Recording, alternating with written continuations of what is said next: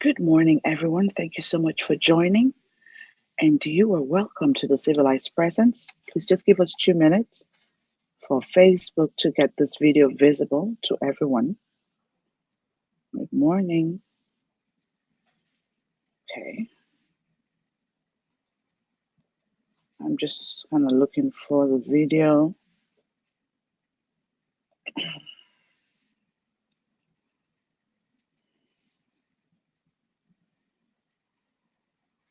Okay.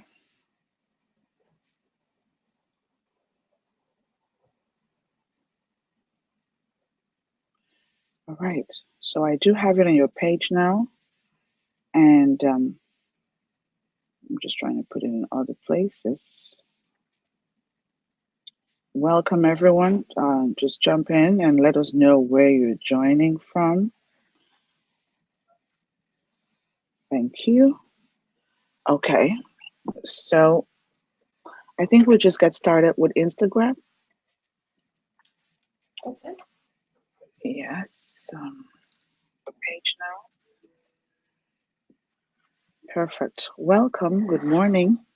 So with Instagram, I think I have it live now. You can just come right in. Morning. Good morning, Instagram. Thank you so much for joining. Welcome to the Civilized Presence.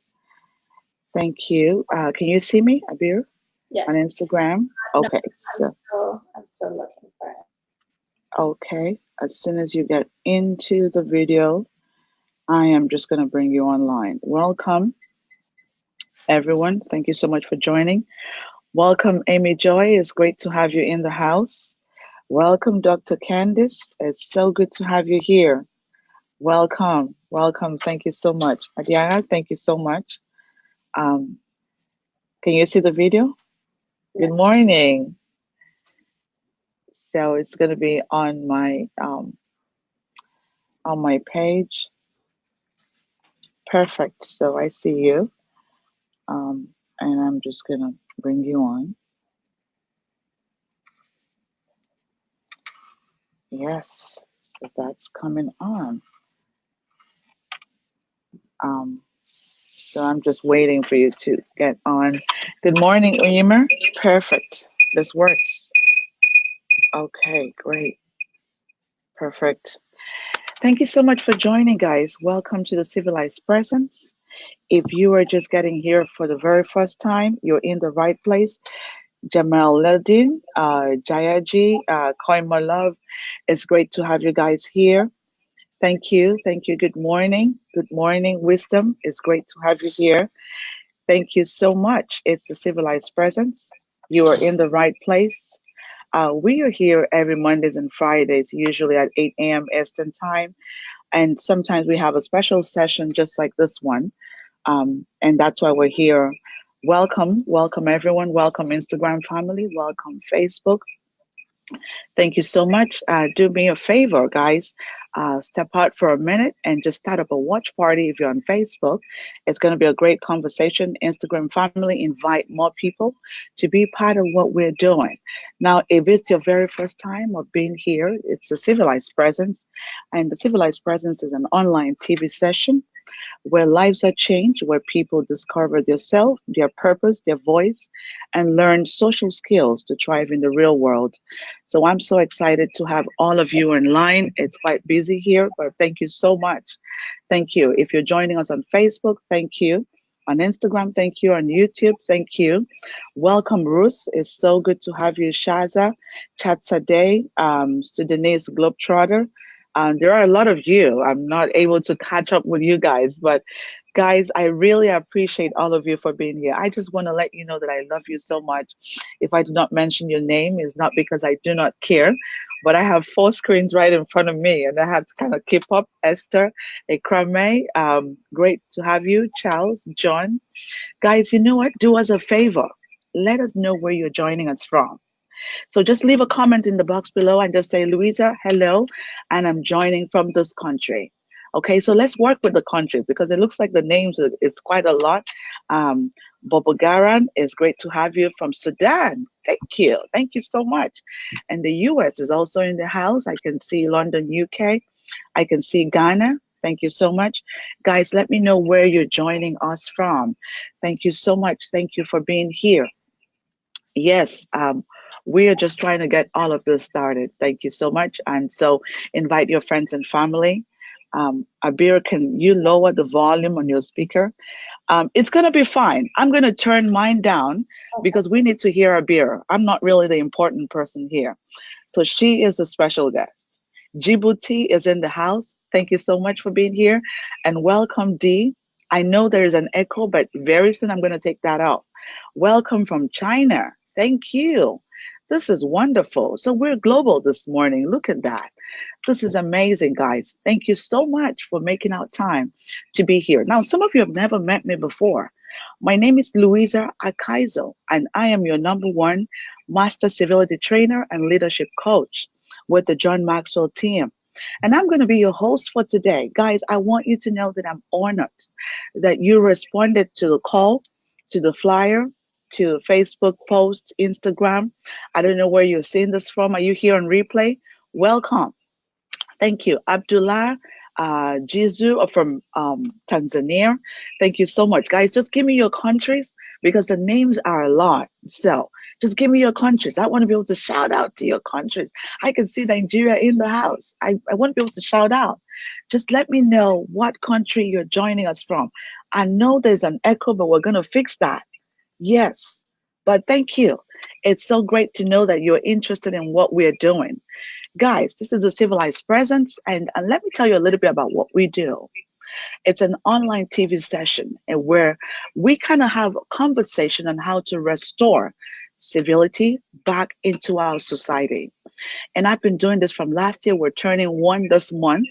I've not been working alone. I've been working with different experts from all over the world. Great people, just like Abir is here today. Now, some of you are still struggling with what the definition of civility is. And this morning, I have chosen the one from Dr. P.F. Funny.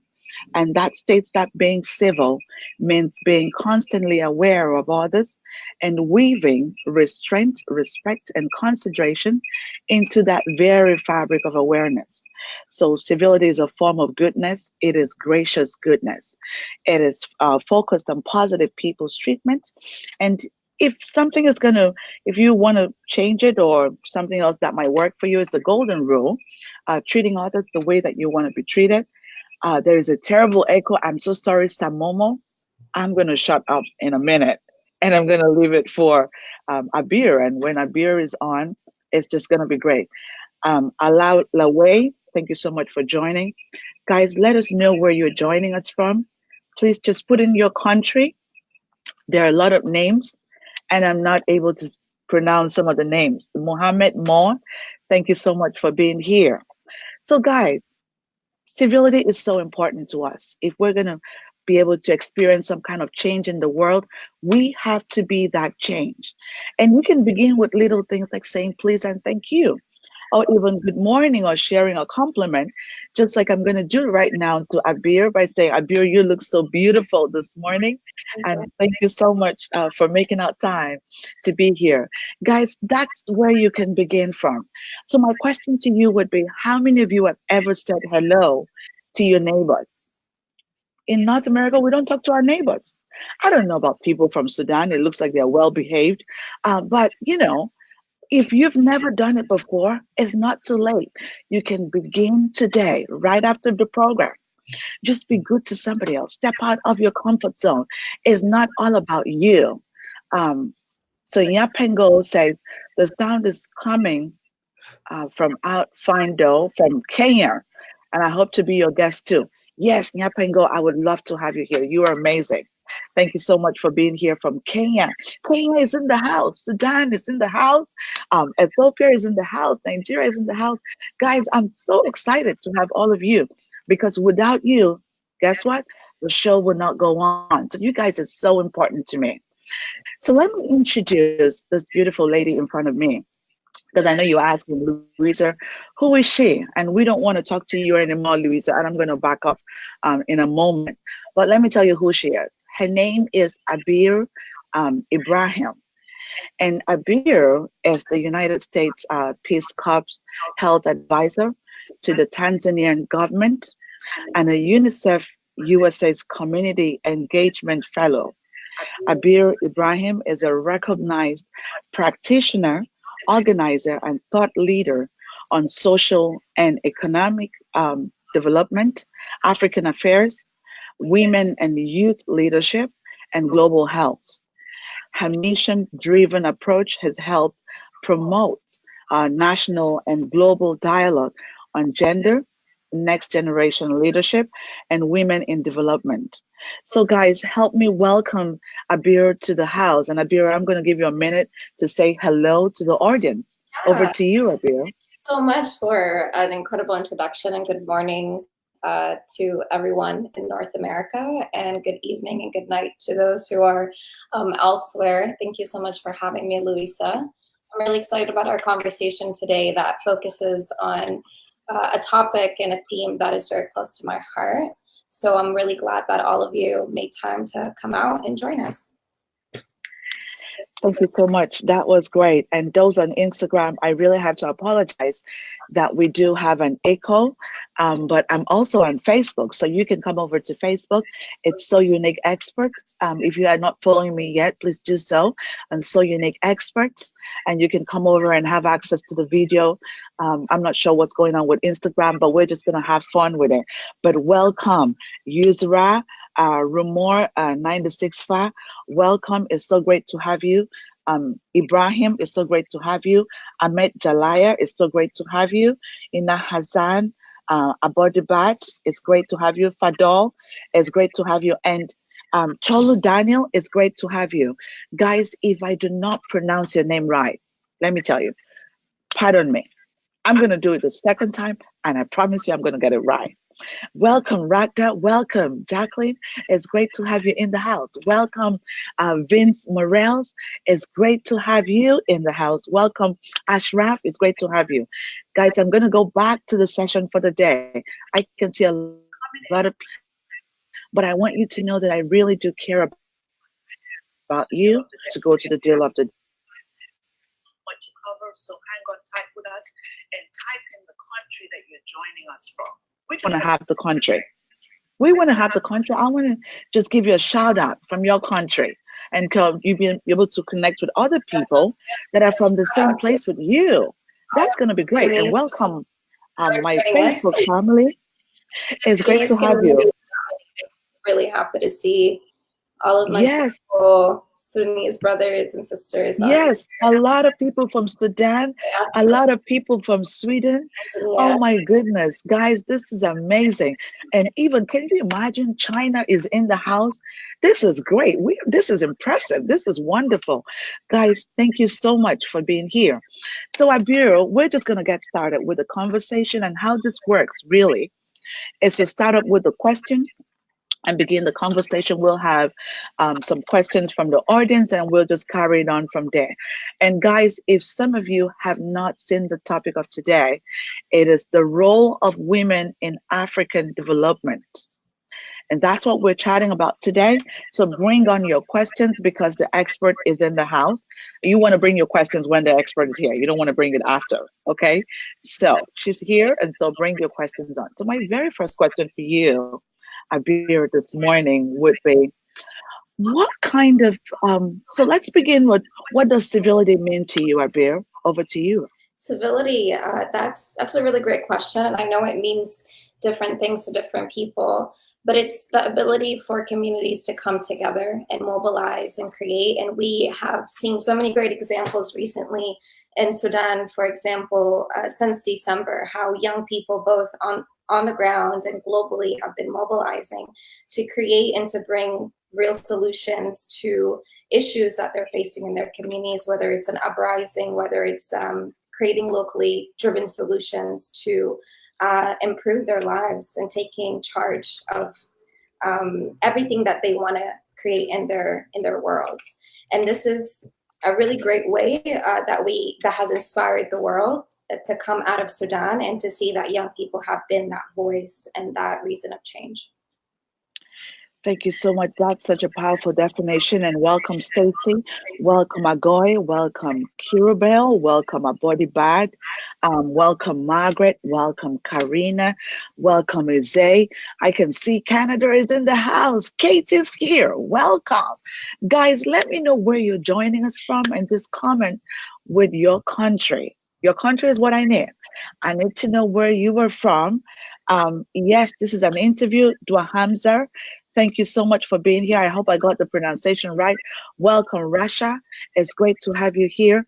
If I do not pronounce your name right, guys, please pardon me. It's a global audience, but I'm ready to learn. We can do it after the show. Mogwan, welcome. Oyime, welcome. Huda, welcome. And guys, I'm just going to go back to the deal of the day. There are a lot of people just coming in. It's so exciting here this morning. The conversation is the role that women have got to play in African development and how civility can be a great tool to enhance the capacity of women in leadership in Africa. So, and of course, around the world. So whether you're not African and you're coming in from China, Malaysia, come on, just be here. This is going to be useful to you.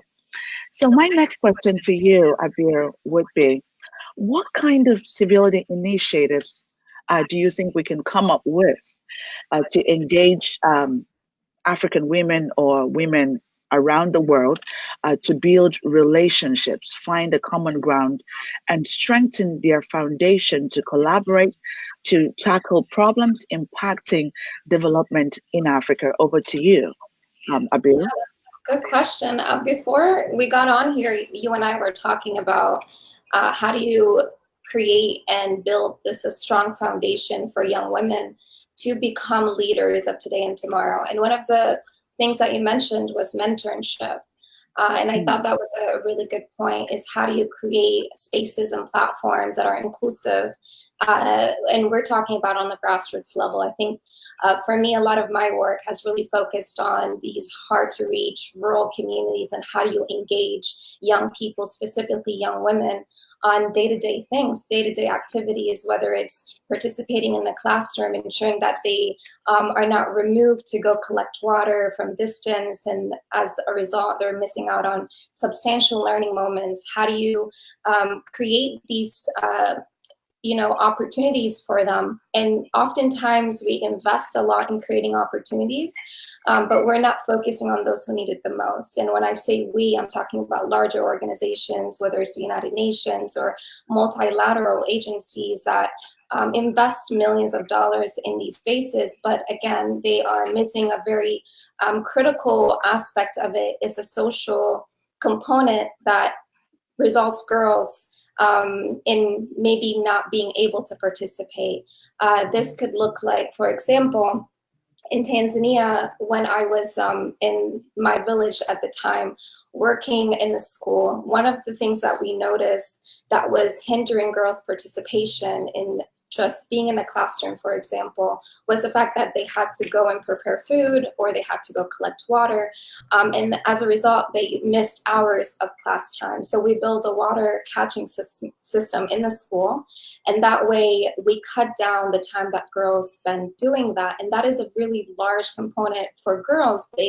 In society, that is a gender role that they have to play. And while you can't necessarily change, or it will take a long time to change these behaviors in a social context, how do you work with that in that culture to ensure that you're making it easier for them? Not just creating the opportunity, but tackling from so many different ways to ensure that you're keeping the social, the cultural, the religious components all into consideration when you're thinking about sustainable solutions.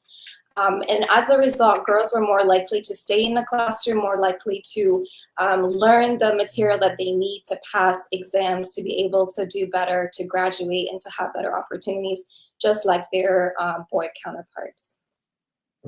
Thank you so much, Abir, and welcome, Fimba. It's great to have you here. Welcome, Oyime. Welcome, Khalid. Welcome, Alzay, Sadeh. Welcome, Haitem. It's great to have you. Welcome, Alz Bomayi. It's great to have you here. And guys, I know that I might have crucified your name, but I really apologize. I'm trying. It's a global audience, and I'm really trying to pronounce your name. And if I get it wrong, just know that I love you very much, and I'm ready to try again. So welcome. It's the Civilized Presence. If you're just joining us for the very first time, our conversation today is the role of women in African development. And I'm having a chat with Abir Ibrahim.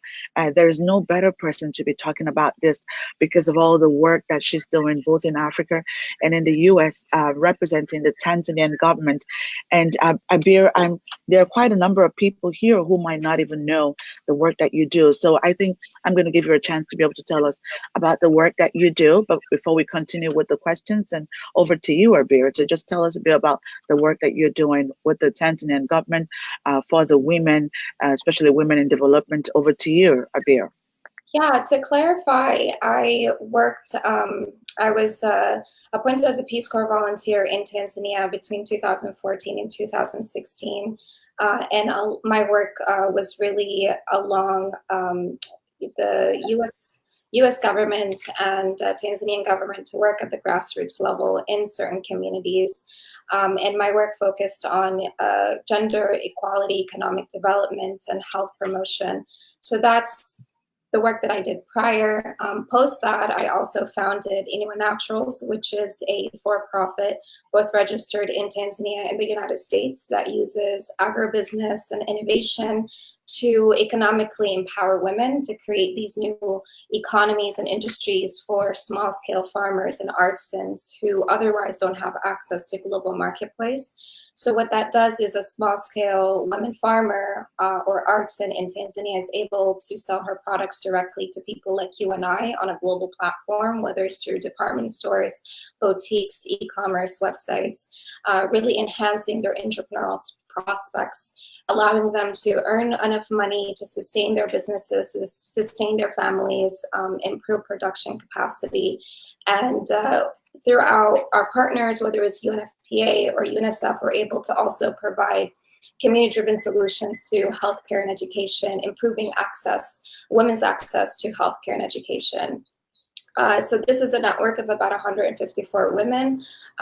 But beside that work and past that work, I also have formally worked through a fellowship with UNICEF USA, where I focused on policy, advocacy, and youth engagement, trying to work to engage young people, both in the United States and globally, to be mindful and to engage on policy-making decisions, because that's where a lot of change happens. And right now, I work fully as CEO for Inua Naturals, but also I'm an ambassador for the Institute for Economic and Peace. We're working to create solutions and strengthen current solutions existing in Sudan on how do you also engage young people in this transition that the country is currently experiencing. So this is just so many of the different hats that I wear, but there is just so much more to the work that I do. But a lot of it is very value chain policy and economic development, specifically focusing on underserved communities in Africa. Wow, this is very impressive, and thank you so much for making out time to be here with us. And welcome, Caroline. It's great to have you here. Welcome, Trent. It's great to have you. Welcome, Rahim. Welcome, Lolkoluk. It's great to have you. Welcome, Khalid. Welcome, Donya Dennis. It's great to have you. Welcome, Oda Isika. I'll say Khalid. It's so good to have you guys. Well, we have people coming in from different platforms. If I haven't mentioned your name, I love you very much. And Marco is here. Oh my goodness, my JMT family is right here. Welcome, sir. It's so good to have you here. Thank you so much. This means a lot to me. Thank you, guys. So we're just going to continue the conversation. And my very next question for you, Abir, would be: girls and women in Africa face a lot of unequal chances for education, whether it's ownership of assets, discrimination in employment and occupations, violence in the home or in the public spaces, and limited political representation. Now, all of this adds up to diminished welfare and capacity to fulfill life aspirations. How can those women still contribute to the development in Africa? How is this possible? Over to you, Abir. This is a very complex and multidimensional question. It's hard for me to answer. So I'm going to actually throw it back at you Rewind and it. ask you what do you Okay. exactly mean with, are we talking about disfranchised women? Are we talking about in the diaspora? I mean, there's just so many layers to marginalization if we're So talking let's on. even look at women who are settled in Africa first. I'm sorry? So let's look at women in Africa. Because based on a lot of course, Africa is filled and blessed with diverse cultures. And some of the things that we find is that women are not able to access certain opportunities. And a few of them is like having political representation as a struggle. A lot of forms of discrimination, whether it's in employment, whether it's in the public spaces, whether it's in their homes. But then women are expected to have a role in African development. So what are ways that you think that women can be able to bridge and go through all of that? Over to you. Yeah, I will answer this question from my perspective as a first generation Sudanese immigrant in the United States, as an African woman.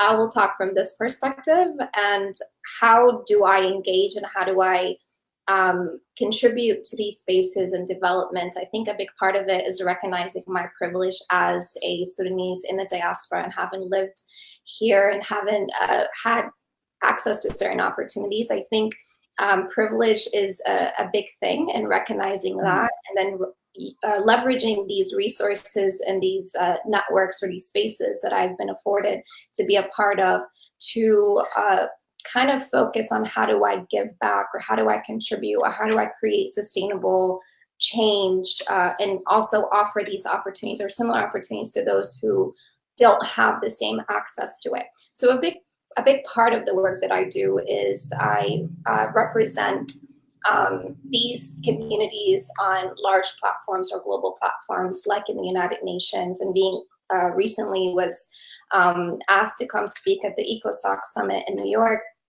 last month, and I recognized that I was the only Sudanese woman there, and I had this expectation that I needed to speak on behalf of Sudanese people, and I found that to be very harmful in the sense that it creates this like one narrative of what a Sudanese person or struggle or community looks like.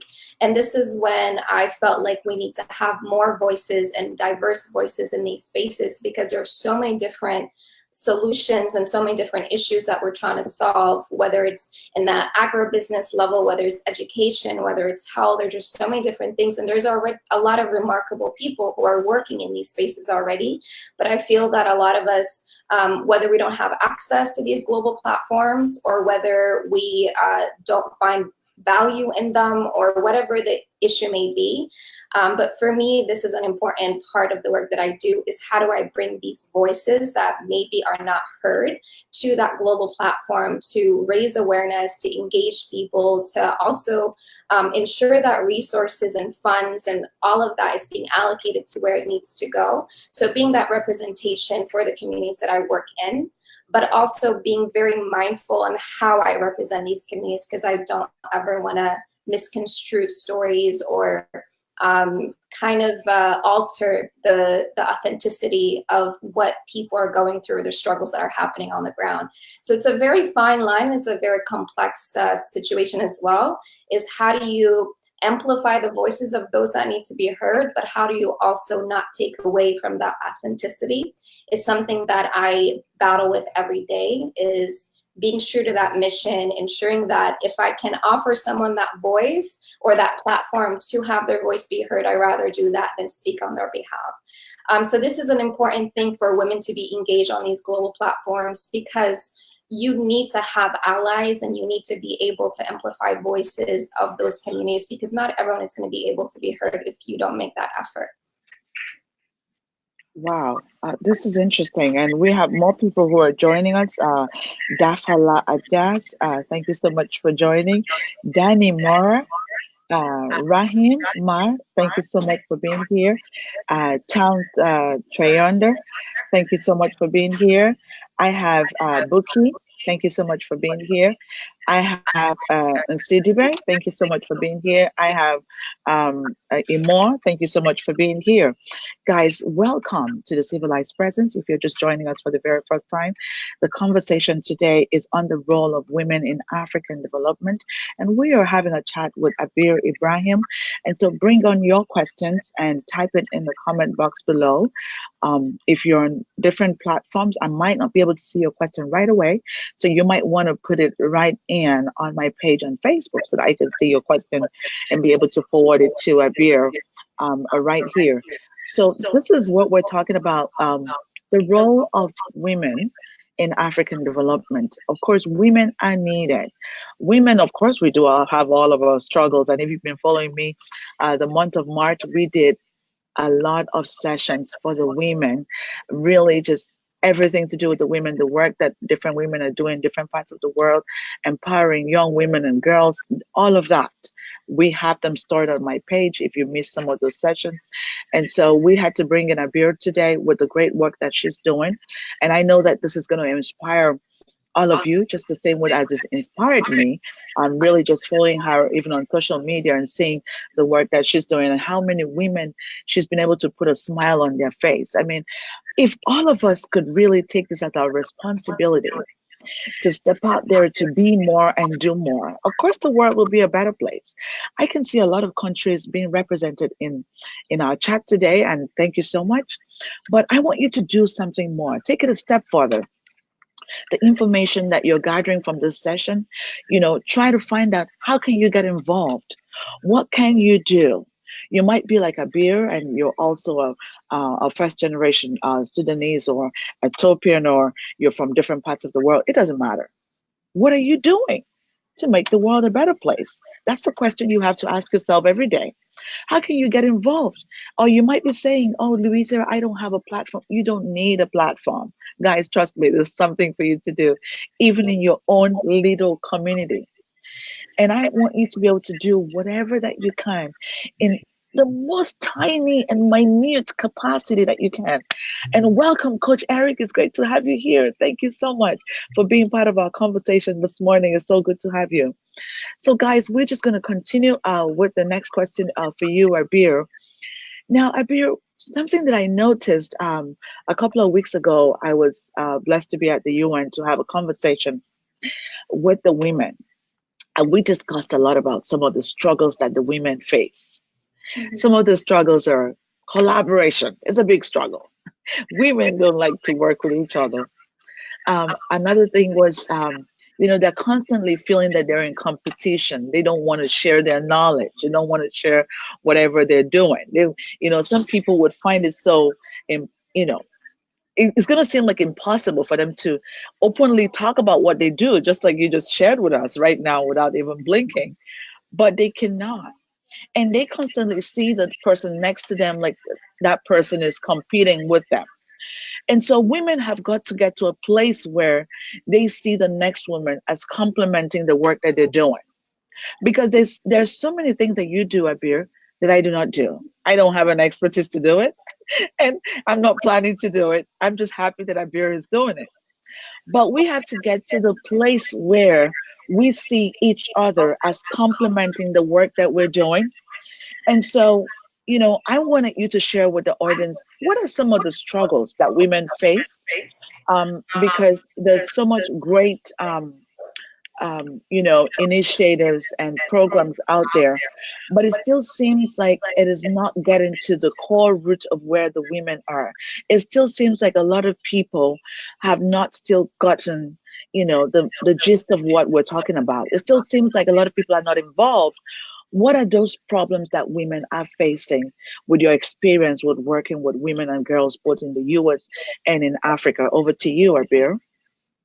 Yeah, some of the issues, as you mentioned, are just lack of access to opportunities. And I would like to say that even maybe there is some truth to what you said about maybe people are not as open to collaboration, but I've also have really great examples of women who have been very open and very helpful. So I think it's not fair to There's always a say that two-way. all women. Right. There's always a I two-way. know it's really who you're seeking and what community or what people. I mean, there's good and bad in every culture, in every space, every part of the world. And I don't want to believe or feed into that narrative that women are not for each other. I really do believe women are. It's just, it really depends on who you're associating yourself with. But most importantly, I believe that you have to be that person that you are seeking in other people. So if you are seeking for someone to be helpful and to mentor you, you also need to reciprocate that. And you have to pay it forward like those who paid it forward for you. And I think that's just my mentality of how I do things. Yes, we can focus on the few that maybe are not as for other women, but there are definitely a lot who are. And on the grassroots level as well, I've seen this, and this is not just a privileged thing. I've lived in communities where perhaps women in these spaces didn't have as much as women in the United States, for example, or some parts of the US, but I've seen how they have always been there for each other. And another great example, as I mentioned earlier, in Sudan, women are leading movements, they're creating pathways for other people, men and women alike. So women have always played an important role in Africa's development and Africa's leadership. So it's not a new role that women have to step into, it's something that's always been there. But now is how do we amplify these voices? How do we recognize these women? And at the same time, how do we empower them to go further? And again, this is not something that we need to create. We just need to strengthen what's already existing. Is that women are already doing really great things, but maybe we don't hear about it on mainstream media. And it's happening all over the world, whether it's in rural Tanzania, whether it's in Sudan, whether it's here in Washington, D.C. It's happening every day and everywhere. And it's up to us to really kind of unify that and amplify that as well. Thank you so much, Abir, and welcome, Toko, from South Africa. It's great to have you here. Khadija Sati, it's great to have you. Amin, it's great to have you. Hassan Mohammed, Dafala Jazz, it's great to have you here. If I didn't get your name right, please pardon me. I'm going to try again another time. And welcome. You're welcome to the Civilized Presence, and welcome, Marcia Price. It's great to have you here. Welcome, Coco. It's great to have you here. And guys, just give us a thumbs up, give us some likes if you're enjoying the conversation, and bring in your questions. The topic of today is the role that women have got to play in African development. And welcome, Mavi Isiber, Madam. It's good to have you here from Nigeria. Thank you so much for joining us. So this takes me to our next question, Abir. African economies are poor because of high level of corruption. Men dominate African governments, Ethiopia being an exception, of course. How can we get to encourage and campaign for more representation of women in African governments? Over to you, Abir.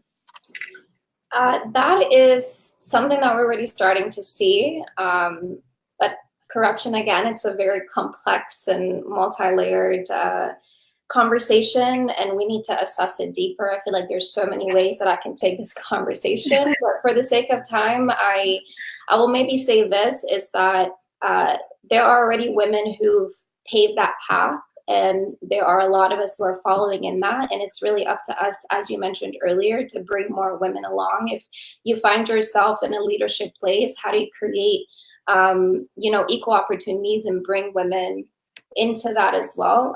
Again, that mentality is don't close the door. Once you get in the room, how do you leave the door open and bring more people into that, empower women? But again, it really comes down to, I also believe that allies are a really important part of Africa's development. And when you talk about more representation, yes, you need women representation in African government, but how do you also collaborate with those who are allies of that? Because not everyone that looks like you wants the same mission or the same positive change as you. So it's really creating a safe space to bring more women in, and it starts it starts by engaging young people in policy from a young age, getting people involved from a young age, which is already happening. Social media has become such an incredible tool to engage people and to inform people. And another layer of that is how do you create allies across all communities? And you mentioned Ethiopia, which is a really great example of a nation that has really been able to use diplomacy in so many different ways, whether it's cuisine, whether it's the culture, whether it's the music. How do you use these different tools to promote your culture, to create more allies? So when you are talking about development or social development or economic development, you have people who are representative of that. And lastly is you being that change in that space. If you are the only woman of a certain background in a room, how do you ensure that you are creating this change so other people can follow in your footsteps? So again, there's so many different layers to it, but that's all I would say right now about that. And that's good enough. That's good enough for this time. Of course, we're gonna have so many other times with Abir, because there's so much. Abir has got so much knowledge and so many things to offer. All of the programs that she's running within the UN, in the US, in Tanzania, in Africa, and just working with women, not just African women, but she's open to work with different women, and this is really great. There's so much that we can learn from you. And do Axel says a great point, Abir. Thank you so much. Welcome. I hope I got your name right, and thank you for being here. Abir, I have another question for you. So we have, of course, the African women in Africa and those in the diaspora. So, what are the expectations, for example, of the people in the diaspora? Because it kind of looks like sometimes the people in the diaspora kind of cut themselves out of what is happening back home. So, what are the expectations? How can they be of help to make all of this work that you're doing effective? Over to you, Abir. I mentioned this earlier, and that's such a great point. And when we talk about Africa's development specifically, I strongly believe that diaspora plays a really critical role in the peace building, peacekeeping, and development processes in the continent, specifically in the homeland. And diaspora is such an underutilized tool because you have, and again, I'm going to speak within the context of what I know, which is being Sudanese American, is recognizing the privilege that we in the diaspora and those living abroad have, and how do you acknowledge that privilege and how do you utilize that to give back to these communities? And I think it really starts with the individual. And once you've actualized that, then you have to start to collaborate and mobilize to bring other diaspora and then have that common mission and then go for it. And again, there are so many great examples of that is happening everywhere. And I've seen it in Tanzania, in Kenya, I've seen it in Gambia, and I've seen it in Sudan, is that young people in the diaspora have mobilized so much. And again, using Sudan as a prime example with this uprising that has been taking place for the past almost 5 months, is that diaspora played a really critical part in mobilizing people, utilizing tools like social media and other things to send vaccinations, to send funds, to empower those local voices who are on the ground carrying that forward. And again, that was a really great way that we saw how diaspora plays an important role in development and mobilization, in resource management, and just so many different ways.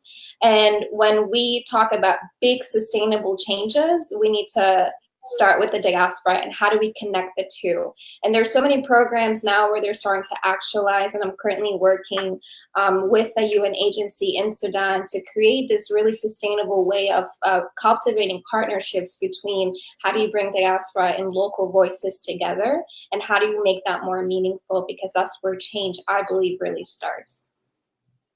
Thank you so much. And we have a question from the audience. She says, will this live be saved for future reference? Jerusalem, you can have access to it on Facebook and also on YouTube. So you might have to follow me on YouTube, guys, Louisa Akaiso, and you will have the video saved on YouTube. You will also have it on Facebook on my page. It's So Unique Expert. And thank you so much for asking that question. With Instagram, we can only have the video there for 24 hours. And this is why we try to put it on Facebook, because Abir has really brought in some really valid points, and this is going to be helpful for people who can watch it later on and make reference to it. So if you cannot access it on Instagram for whatever reason, come over to Facebook and follow me on Facebook. It's So Unique Experts. I'm also going to have it on YouTube, and I will send a link to Abir after this session from YouTube. Just in case you get in touch with her, she will be happy to share that with you. Or you can just go to my channel on YouTube and you'll find it there. But thank you so much for your interest. And Fatima, thank you so much for your comment. Mamin, um, okay, somebody's talking about marriage here, but thank you so much. Thank you for being here. This is interesting. So we're going to continue the conversation on the role of women in African development. We have a question from Facebook.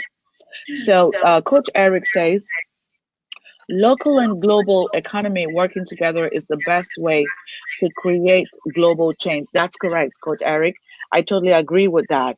That is from the watch party, and so you're not able to see that, Abir. Sorry. We have another question on Instagram.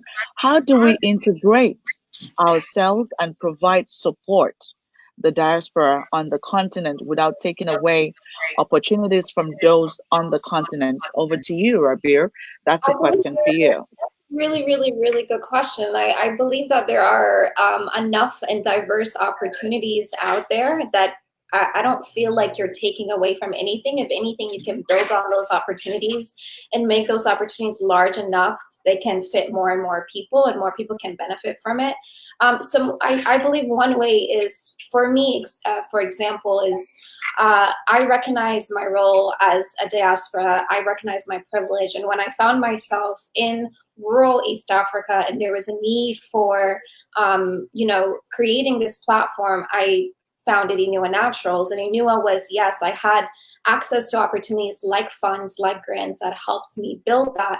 But through that opportunity that I had access to, I created multiple opportunities for other people. So I feel like we need to think about sustainability when we think of opportunities. Is how do we take what we have access to and create more opportunities as a result, so we can benefit more people, and it becomes a ripple effect. More and more people end up benefiting from it. So I feel like there's just so many different ways. Another example I would give you is recently when I went to Sudan, this was about a year ago, I went to my old elementary school to kind of do an assessment. I was doing work with UNICEF at the time. And next door, there was an all-boys school, and they told me that this school was adopted by Sudanese who were in the diaspora in Saudi Arabia, who went to the school when they were younger, and the school was incredibly impoverished, and they adopted it, they funded it, they renovated it beautifully. So they had access to resources that maybe those at the ground don't have access to, but they use those resources, they leverage them, and they build more opportunities for more students. So the classrooms are much better. They brought in a library, they brought in books, desks and chairs and windows, and as a result, more people are going to benefit from that. So don't think of it as I'm taking away, is think of it as how do I use what I have and create more opportunities from that. Thank you so much, Abir. And I hope that that question was, the response was helpful to you. And thank you so much for asking that question. We have another question from Instagram again, and we are almost running to the end of the session. And that's from Hannah J. It says, for someone part of the diaspora and interested in the contribution of the diaspora in the homeland, what, we can't see the other part of your question. Can you type it directly? That would be great. If we can see your full, but I think this person is just trying to ask how they can make a contribution in their homeland. Hannah J, please, we're very interested in this question, and let us know what country you're referring to. Come on in and type that. I mean, I'm sure that Abira wants all the support that she can with the work that she's doing in Africa, so she'll be happy to work with you. So come on in and type in the question. I think that's a great question that's coming on. So type in the question and let us know what question you're trying to ask. We're happy to work on that. And welcome Samsadamad 466. What organizations or steps can I take to get involved Thank you, Hannah J. And what country are you joining us from? And over to you, Abir. Can you take that question?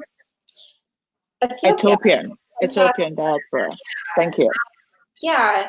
So I get this question a lot. And people always say or assume that you have to be part of an organization specifically to be able to do real impact and real work. And for me, I started this, my mission really started on my own. And I remember when I was just an undergrad, I was 19 years old, and I decided that I wanted to just go back. And I haven't been in Sudan for maybe over a decade at that time. And I was so disconnected from everything. Maybe I was younger than 19. But I remember going back and just kind of really immersing myself and trying to understand what are the needs. Because I feel like in the diaspora, we tend to have this delusional, romanticized kind of idea of what the homeland looks like, and a lot of it has been through our parents' narrative or stories or experiences. And I really believe the first step is for you to go back and try really hard. I find it to be something that maybe I done when I was younger, is thought that I knew better because I lived abroad, that I would come back into these communities and I was going to be the savior of, you know, what they've been waiting for their whole life. And it wasn't like that. And it really humbled me, made me realize that there are already people doing a lot of incredible things. So I feel like my advice would be, how do you connect with these already existing initiatives and how do you strengthen it? A lot of us want to come in with the solution and look for the problem, but there are already solutions in place for certain problems, and there are no one that knows more about how to solve a solution than those who are already in the community. Even though we might feel like, but I am Ethiopian or I am Sudanese, I should know, but you still don't know because you are a Sudanese American or an Ethiopian American. Maybe you've lived a big chunk of your life outside of that community, even if you are from that.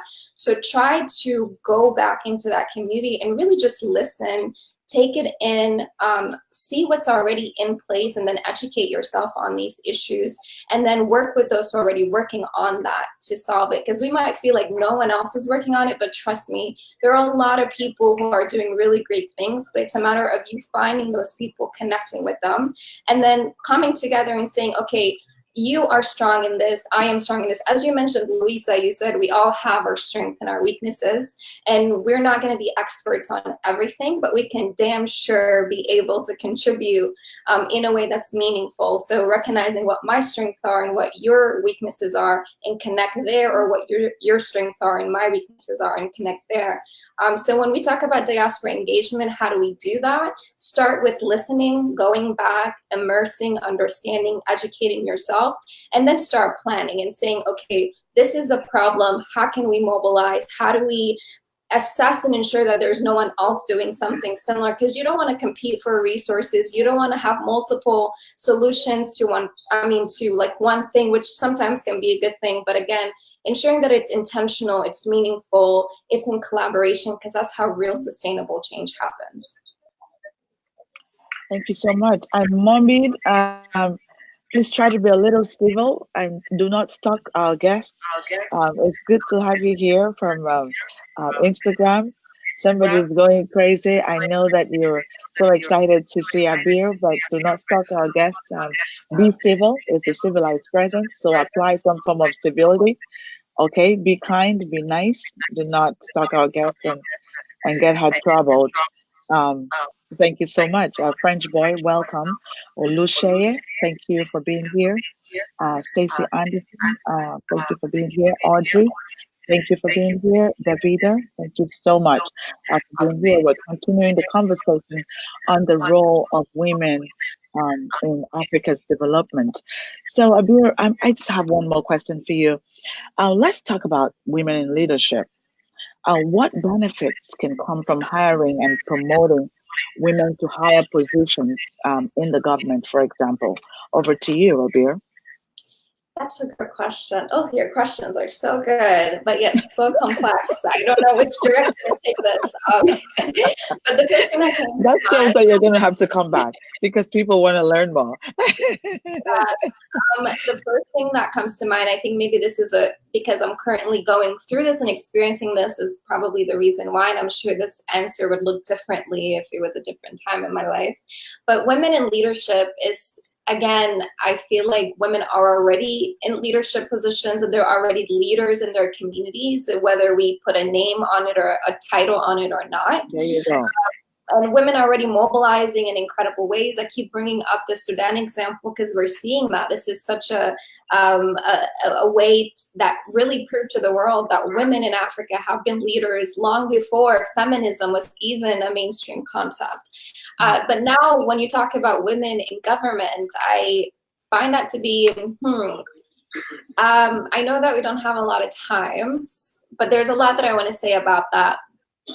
However, I will just say this and leave you with that is, in order for you to have women in government positions, again, it starts from young women. How do you engage young women in policy? How do you engage young people in that so they can grow up to be in these positions? What you're realizing that those who are in government positions in Africa are those that who had access to education, who are able to go to university, get a higher degree, have certain access to opportunities that led them to have these positions.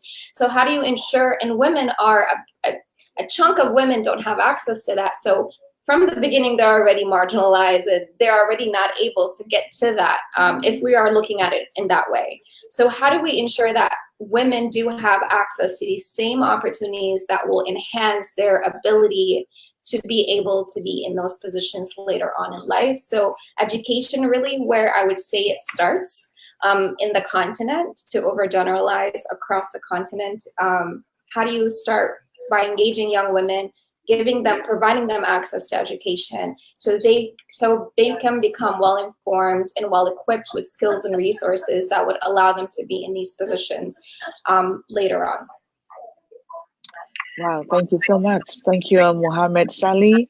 It's great to have you here. Mo Group Star, it's great to have you here.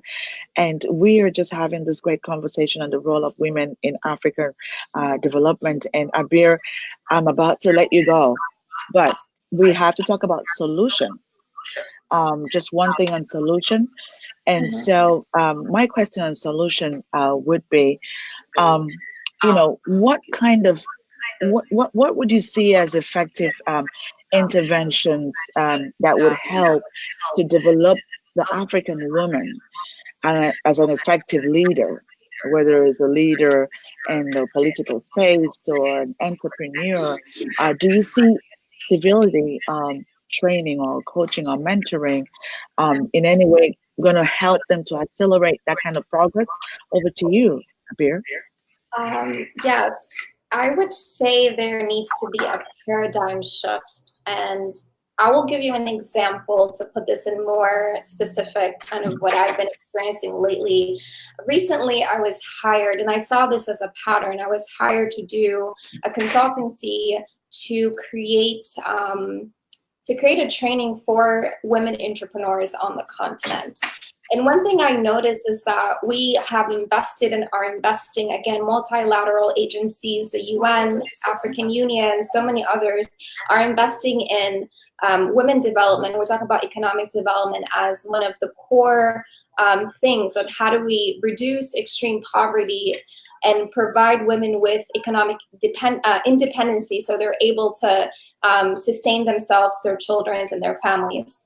Now, when it came to this training, and what I'm noticing is that a lot of these institutes still focus on small-scale farmers, but yet they kind of create this cycle where women are not able to get out of these microeconomies. I found it to be not sustainable in the sense that there are already women entrepreneurs who are already doing really incredible things. And then we're spending maybe like a $1.5 million training for maybe 500 women. And we train them to make these really great things from local resources, yet we're not creating markets for them. There's no value chain, there's no local processing, there's no local manufacturing. So that within itself is problematic because we're still seeing women as these small scale players. But we need a paradigm shift where we start to recognize women as these big partners in development, specifically in business when we are doing business in Africa.